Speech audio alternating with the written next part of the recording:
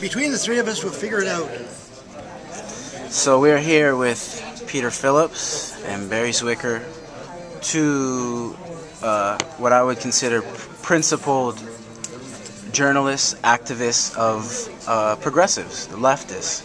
Unabashed leftists? Unabashed left. Mm-hmm. Absolutely.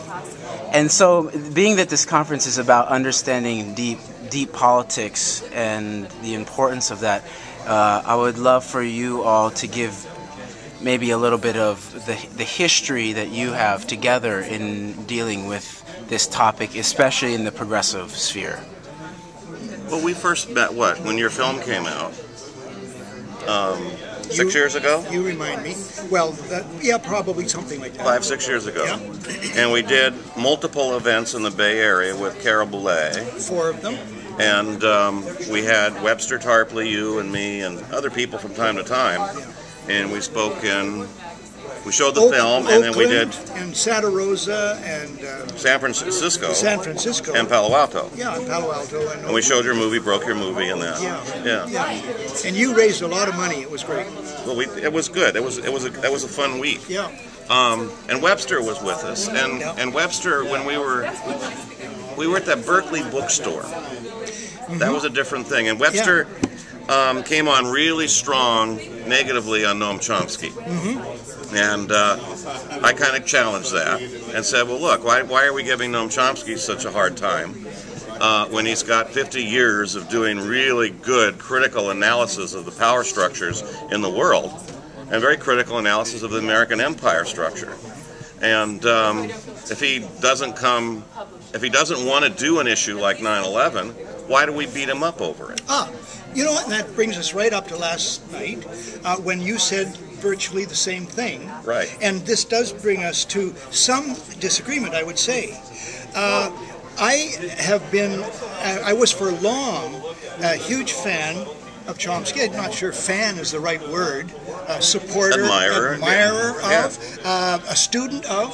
I have 16 of his books. I helped with manufacturing Consent, the movie. You'll see me there on the credits.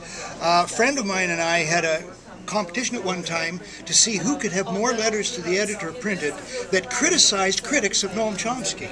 I mean, but what happened was that I read his book, Rethinking Camelot, and I'd always been puzzled, why did he insist that the Warren Commission was right and that Lee Harvey Oswald was the lone gunman? How could he? And I knew that Fred Cook, the great investigative journalist, had gone to see Chomsky, and he had laid out all sorts of information about the JFK assassination, and Chomsky spent 4 hours with him and said, yes, this is really important, but I'm leaving for Europe for 6 weeks, and I'll get in touch with you when I get back, and he never did. And that is the typical format of Noam Chomsky. That's how it has gone with JFK, MLK, RFK, Malcolm X, and 9/11, and for that matter, probably Paul Wellstone. So in other words, there's a pattern here.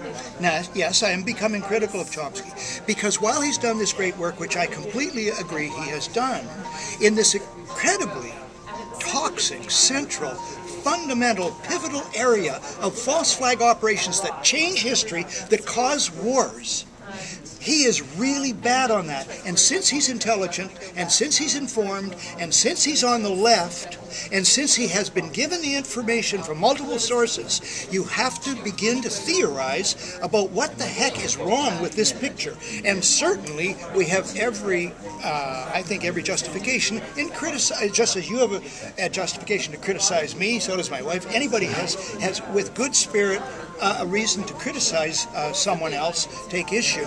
We've certainly got a right to take issue.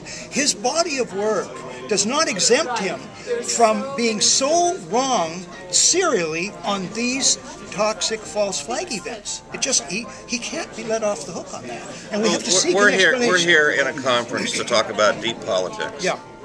And we have the circumstances. A lot of people are 9/11 truth people here. But there's a lot of other truth issues in the country as well. Josh Middledorf is here, who's written on the election fraud in 2004. Agreed. There's a lot of different issues of truth. You know, the war issues, the million dead Iraqis. There's a huge amount. what we have in common is a corporate power structure, a capitalist corporate power structure that's interlocked with the U.S. military and NATO to protect global corporations worldwide. And that's at the expense of all of us. It's expense of people in every country in the world, literally, and it's expense of working people in the U.S. and Canada. Well, now, I couldn't agree with you more on all that, every word. Okay, but we're here for this conference. Yes. And we're here to talk about, well, how do we deal with that? Yeah.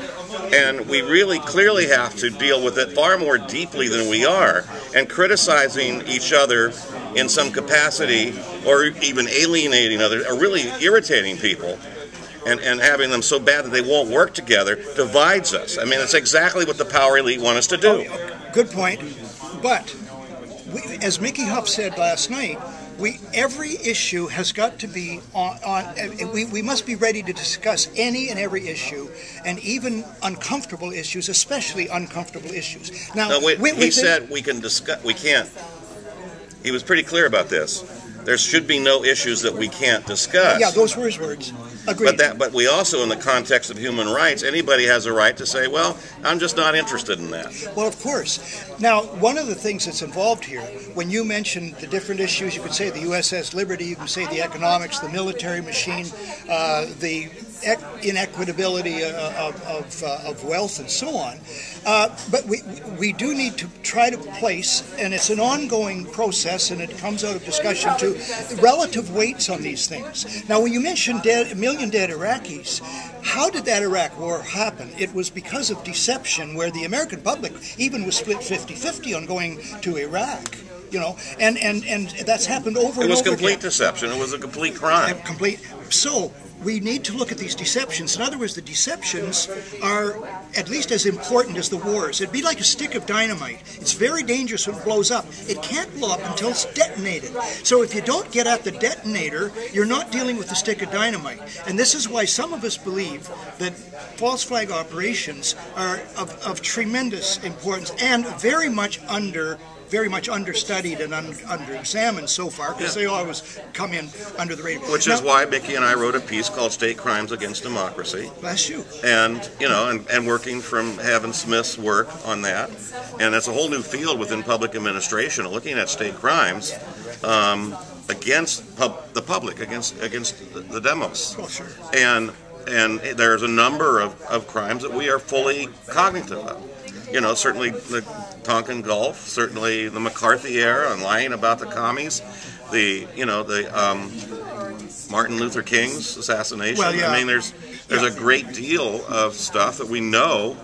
Water break-in, Iran-Contra, drug dealing that Gary Webb exposed. I mean, the U.S. government has been involved in a number of crimes, as are governments around the world, against their own people. I'm with you 100%, but bring something into focus here. There in U.S. society and in every society, there will be people who tend to just to use this gross generalization about left and right. There are some people who will be more left and others people more right. We know the elites and so forth. So you generally get this left and right. A general designation about the cluster of values that people hold to.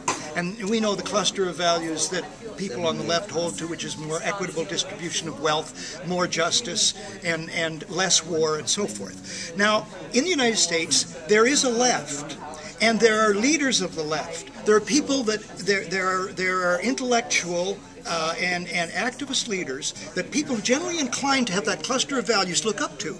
And Noam Chomsky is the leading one, okay? And then you have people like Alexander Cockburn, you've got Amy Goodman, you've got David Barsamian, you've got the Progressive Magazine, you've got Zed Magazine, you've got all these left organizations and individuals, and almost to a man and a woman and an organization and a publication, they are all dismissive of looking at questions about 9/11, and in fact they go to their way to dismiss. Some have. Most have, actually. Most have. So in other words, we have a huge political problem within our left community. That's all. And so with Mickey, it should be discussed without and whatever minor divisiveness might result from it, we must not be spooked by the fact that we know the right wants us divided. But I mean, we have to take a little bit of chance on reasoned and respectful discussion. But 9/11 truth is not just leftist.